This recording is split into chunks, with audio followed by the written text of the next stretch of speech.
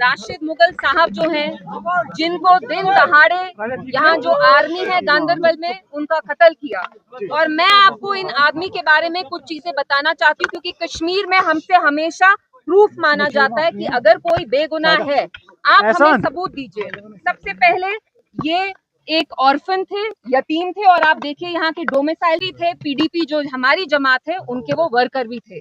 30 साल की इनकी अभी उम्र भी नहीं हुई थी। सुबह वो यहाँ निकले, खान ड्रेस में निकले, कमीज सलवार पहन के निकले, और जब उनकी बॉडी मिली तो उन पे हथियार प्लांट किए गए। वो ट्राउजर में मिले, शर्ट में मिले, जिस हुलिये से वो घर से निकले, जब उनको मारा गया दिन दहाड़े आर्मी ने मारा, और ये कह के पहले मारा कि ये फॉरेन मिलिटेंट है। तो आप मुझे बताइए, जो कश्मीरी आदमी हो, गांदरबल में उसकी पैदाइश हो, यहाँ का हो, वो अचानक से दिन दहाड़े कैसे आपने पाकिस्तानी मिलिटेंट बना दिया? मैं यहाँ पुलिस के खिलाफ बात करने नहीं आई हूँ, मेरी यहाँ फैमिली से बात हुई। वो कह रहे हैं कि जम्मू कश्मीर जो पुलिस है उनका वो शुक्रिया अदा कर रहे हैं, लेकिन यहाँ जो आर्मी है गांदरबल में they have played a dirty role.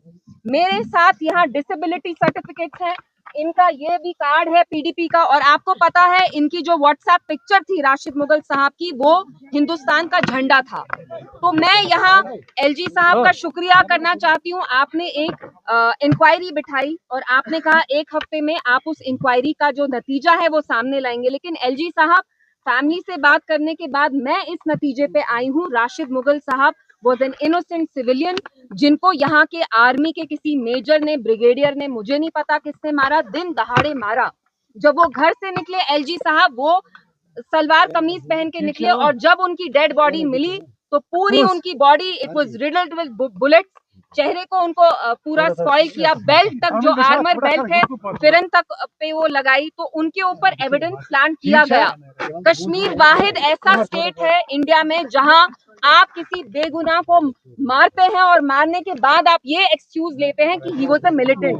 आप चाहते क्या हैं, यहाँ के नौजवान लड़के करें क्या? और दूसरी चीज, it is my humble appeal, और ये आप समझ जाइए, यहाँ के लोग कह रहे हैं अगर आपने राशिद मुगल साहब की body within a week, 1 हफ्ते के अंदर अंदर अगर आपने इनकी बॉडी वापस नहीं दी, ये यहाँ सड़कों पे निकलेंगे और एजिटेशन करेंगे, क्योंकि राशिद मुगल साहब को पीडीपी का क्या स्टैंड रहेगा?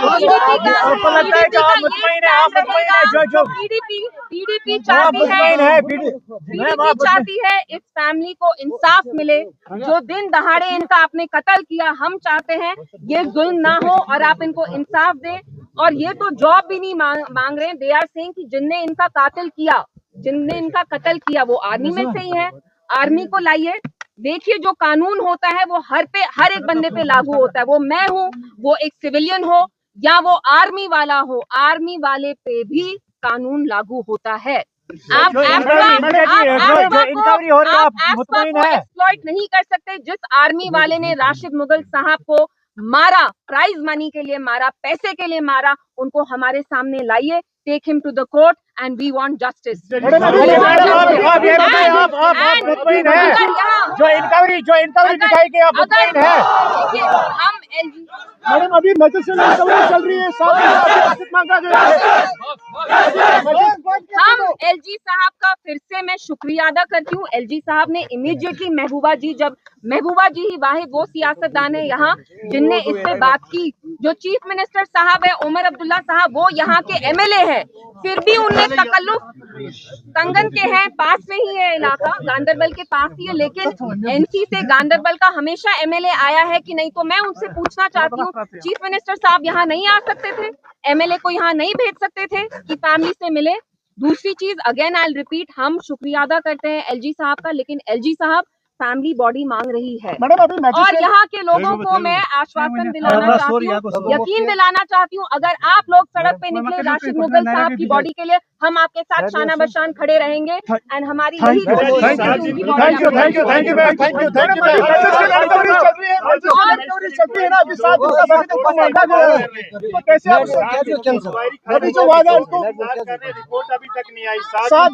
देखिए, वही हम एलजी साहब से अपील करेंगे कि आपने एक टाइम बाउंड वे में कहा था कि 7 दिन के अंदर अंदर आप इंक्वायरी की जो फाइंडिंग्स है उनको पब्लिश करेंगे। वी वांट टू नो कि ये कैसे हुआ। दिन दहाड़े एक कश्मीरी आदमी निकलता है और शाम में आप उसको मार के फिर कहते हैं कि ये पाकिस्तानी मिलिटेंट था, क्योंकि आपको उसके लिए पैसे मिलते हैं। आर्मी के लिए शर्म की बात है अगर उनके कुछ ऑफिसर्स पैसे के लिए एक इनोसेंट आदमी को मारते हैं। और आप इनकी फैमिली की ट्रेजेडी देखिए। जो मुगल साहब थे, राशिद मुगल साहब, उनके जो बड़े भाई थे, 2000 में वो मिलिटेंट की गोली से मरे और तब भी उनको मिलिटेंट ने डेड बॉडी फैमिली को वापस नहीं दी।